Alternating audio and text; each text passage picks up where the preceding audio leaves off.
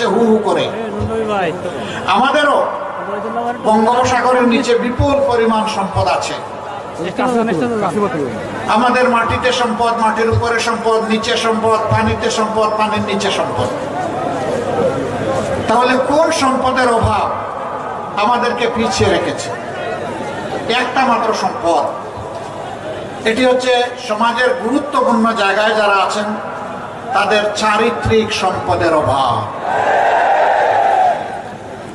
তাদের মধ্যে সততার অভাব, দক্ষতার অভাব আমি বলবো না, বরঞ্চ দক্ষতার সাথে অসৎ কাজ করতে পারে বেশিরভাগ মানুষ।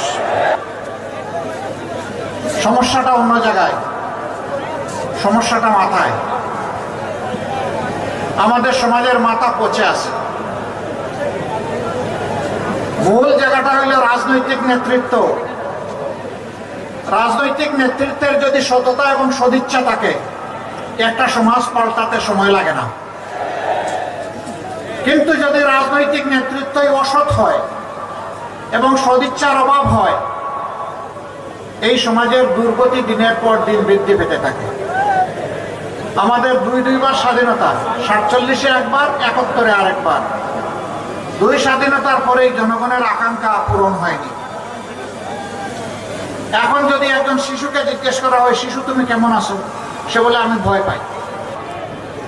যে কথা বলতে গেলে মিথ্যা কথা বলে, ওয়াদা করলে মানুষের সাথে ওয়াদা ভঙ্গ করে, আমানত রাখলে খেয়ানত করে, এবং রাজনীতিকে যারা ব্যবসার পণ্য মনে করে, এরা জীবনেও বাংলাদেশ গড়ে দিতে পারবে না। এই সব বঞ্চনা নিয়েই 24 সালের জুলাই মাস আমাদের গর্বের সন্তানেরা তারা বিস্ফোরিত হয়েছিল। প্রথম বিস্ফোরণটা ঘটে ঢাকা বিশ্ববিদ্যালয়ে জুলাই মাসের 15 তারিখ।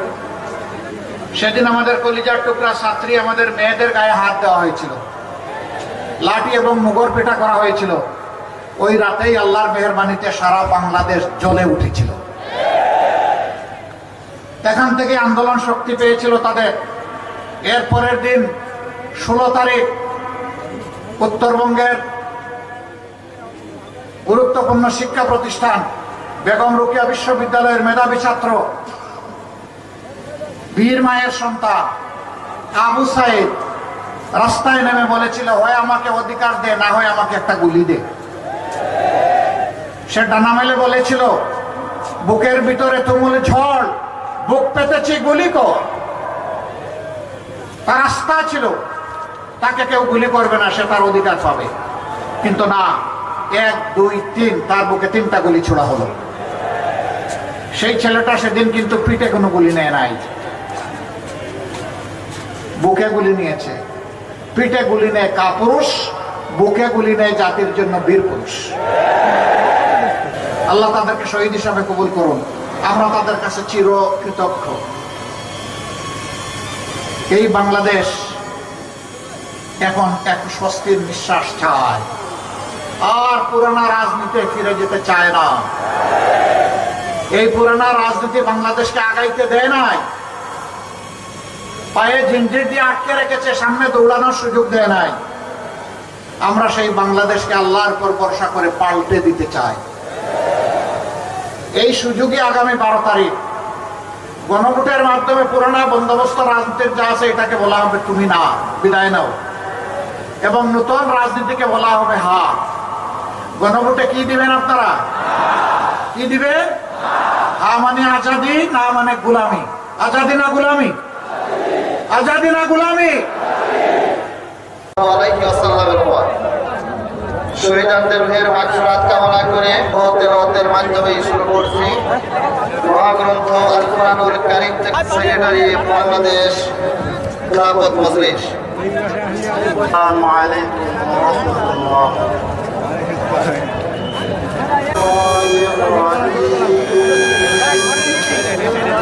বিসমিল্লাহির রাহমানির রাহিম। ব্যবস্থা করো।